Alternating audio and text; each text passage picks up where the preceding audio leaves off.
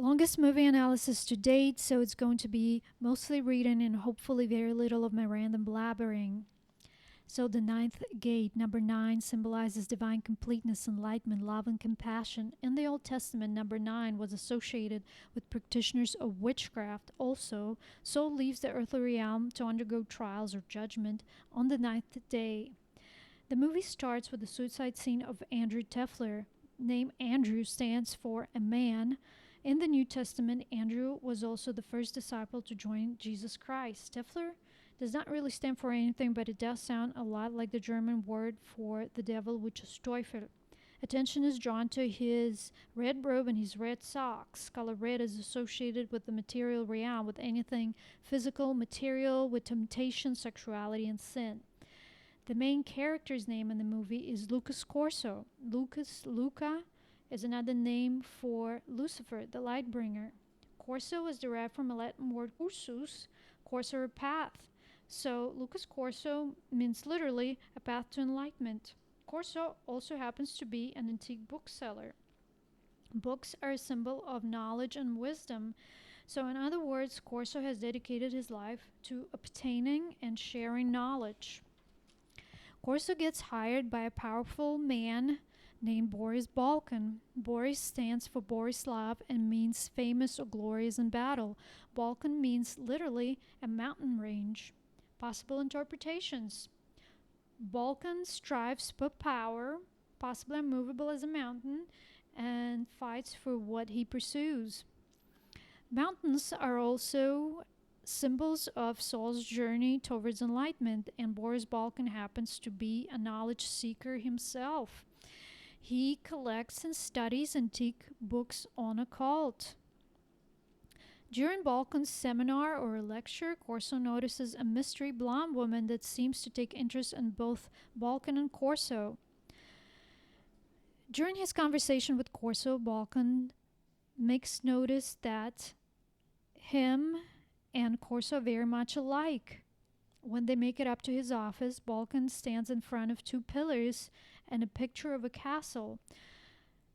Pillars are a symbol of spiritual initiation. Balkan and Corso represent two different approaches to obtaining knowledge and two different ways of living life, spiritual and physical.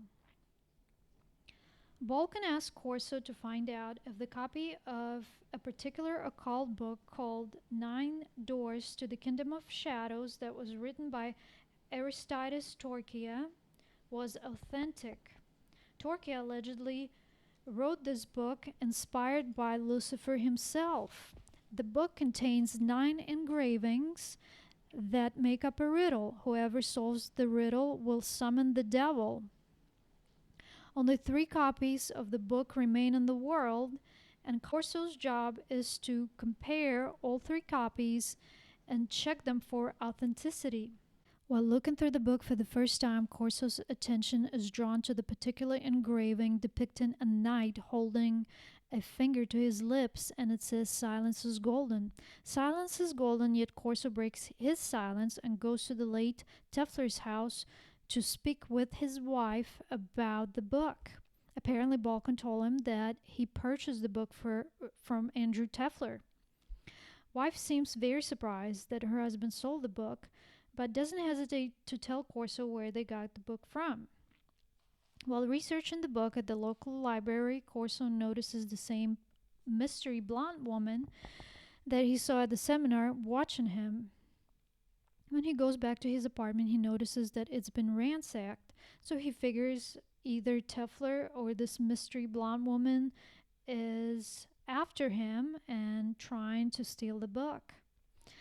Therefore, Corso goes to his colleague, his friend and partner in the book business, and asks him to hide the book at his bookstore. While his colleague is looking through the book, he stops at an illustration of the hanged man. When Corso goes home, he's seduced by Tefler's wife in hopes that she gets the book back, but she fails and they get into a fight. We do notice a tattoo of a snake eating its own tail on her bottom. Ouroboros is an alchemical symbol that means unity of spiritual and physical, individual self-perfection through physical transmutation, and spiritual transcendence. Also signifies cycle of birth and death. Corso returns to pick up the book at the bookstore on his way to the airport, just to find his friend hung by his left leg, just like the tarot card, the Hanged Man, or just like the illustration in the book. Right side of the brain that is responsible for controlling the left side of the body is associated with intuition, artistic ability, spirituality, emotion, and the feminine aspect. Left side of the brain controls the right side of the body and is associated with logic, analysis, physical, and the masculine aspect. So a person hung by the left leg is a symbol of spiritual sacrifice. After discovering his friend dead, Corso realizes that he might have gotten himself into something very dangerous, something beyond his capabilities, but Balkan ends up being able to talk him into continuing on his journey. Even though Corso suspects that Balkan is about to undergo the same journey to watch his every step. So Corso flies to Italy and again looks at the engraving of the Hanged Man on the plane. He goes to a bookstore owned by Sinisa Brothers where Teflers purchased their copy of the book. We're being shown an engraving depicting a man undertaking a journey unaware of the dangers ahead, very much like the tarot card The Fool. As soon as Corso leaves the store, construction structure falls and almost kills him. It's basically a warning. Corso examines the engraving closely. Bowman in the picture aims at the Fool and has an extra arrow in the quiver. The picture is signed LCF. The Sinisa brothers told him that LCF stands for Lucifer because, as I mentioned before, allegedly Torquia was inspired by the Lucifer himself. Another copy of the book is owned by a guy named Fargus.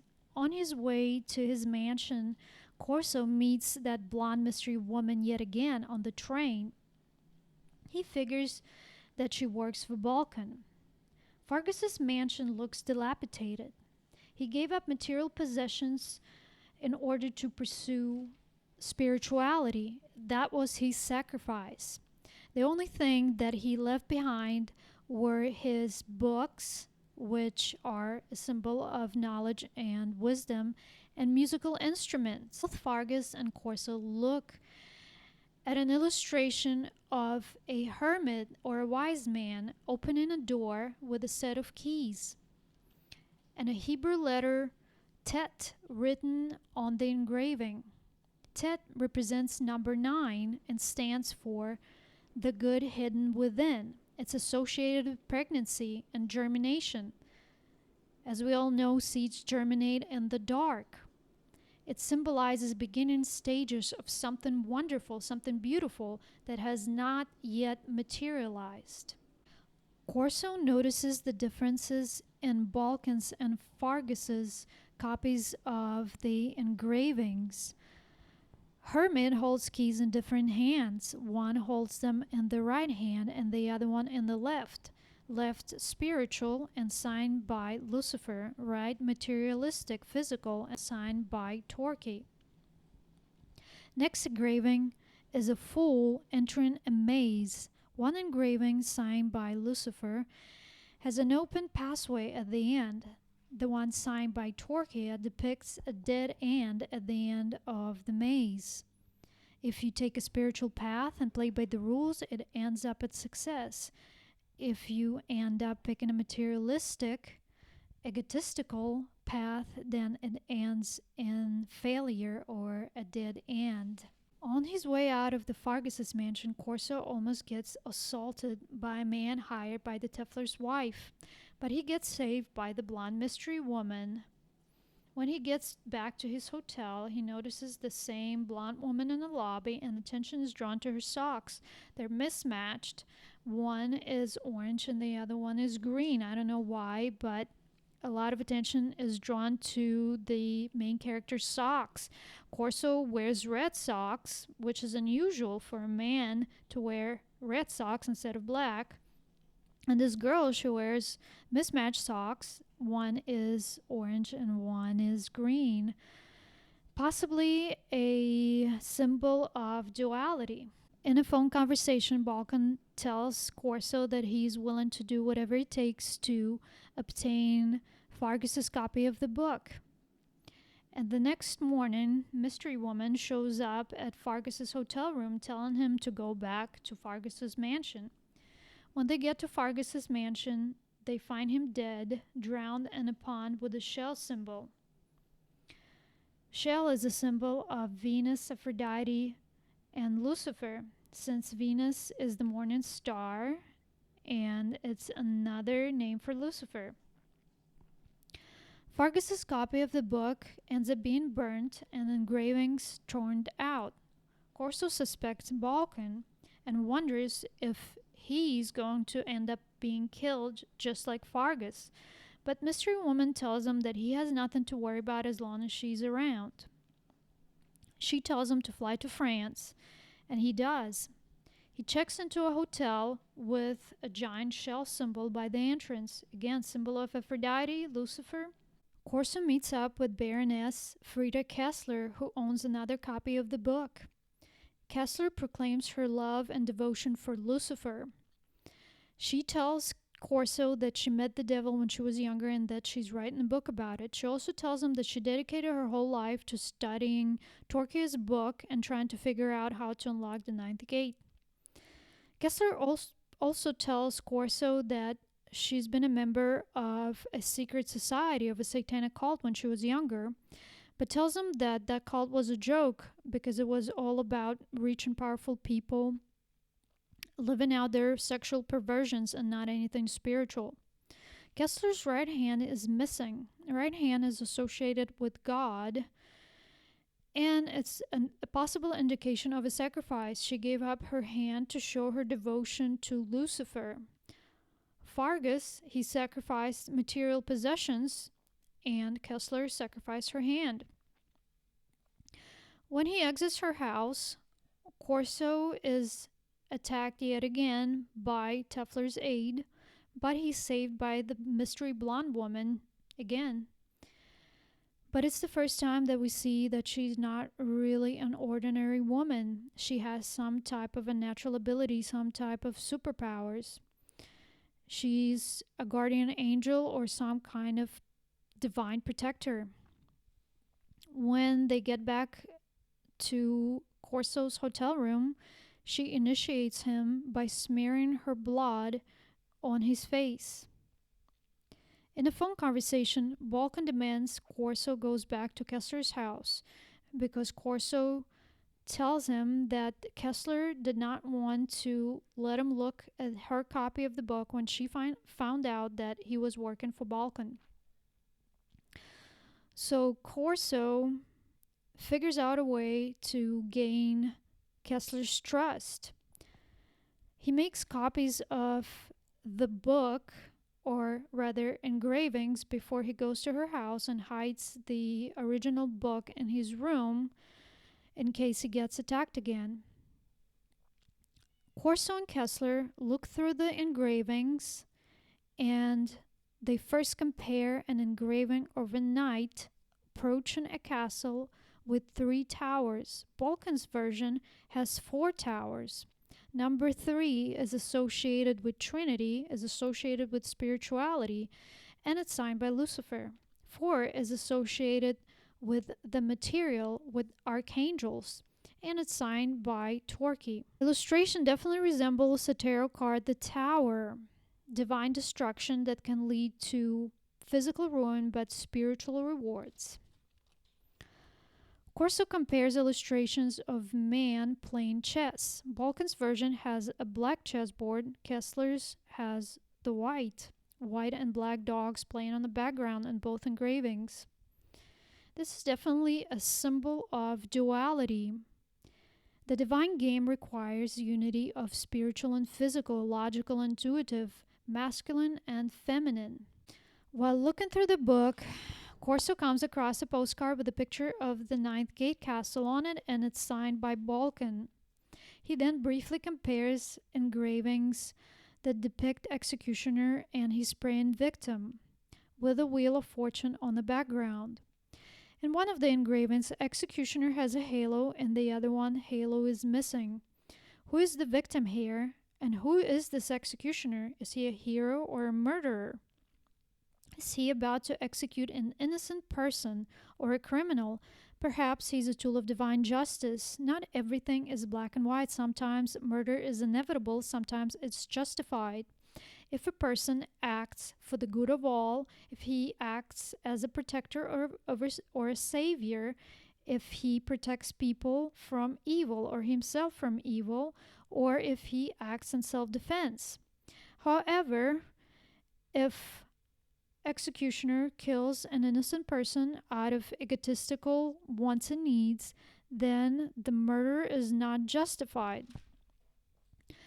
The main meaning, the main symbolism of this engraving is that our choices and motives behind those choices influence our fortunes. Kessler ends up being killed. She ends up being suffocated and her house set on fire. There's definite connection between four elements and the way people are being killed in the movie: drowning, water; suffocation, air; burning, fire. Corso finds out that Tefler stole his copy of the book from his hotel room. His divine guardian angel shows up to accompany him on the journey to get it back. That is when we first get a glimpse of who this guardian angel might be. She steals a red convertible with a license plate number that makes a 7. A woman sitting on a scarlet beast. It had 7 heads and 10 horns. Number 7 is a number of spiritual knowledge. Number 10 in Kabbalah stands for receiving the knowledge of God. 7-headed beast, or in some texts, 7-headed dragon. Dragons are guardians of spiritual knowledge. Of course, I'm talking about biblical depiction of the Whore of Babel. Religious texts tend to demoralize women, so to no surprise, a woman, or this female entity that brings knowledge, is being called a whore. Males can't control their sexual urges around beautiful women, and they tend to project their own sexual desires onto them. If women make them aroused and make them have impure thoughts, they call them whores and seductresses. But in all actuality, the Whore of Babel is just another name of Venus, Lucifer, the morning star.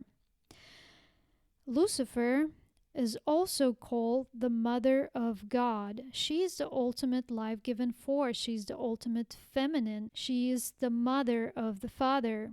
She is the ultimate God. While pursuing Telfer, whose maiden name is Saint Martin, and Saint Martin was a pagan who converted to Christianity, a semi-truck with the license plate 444 blocks Corso and Lucifer on their way.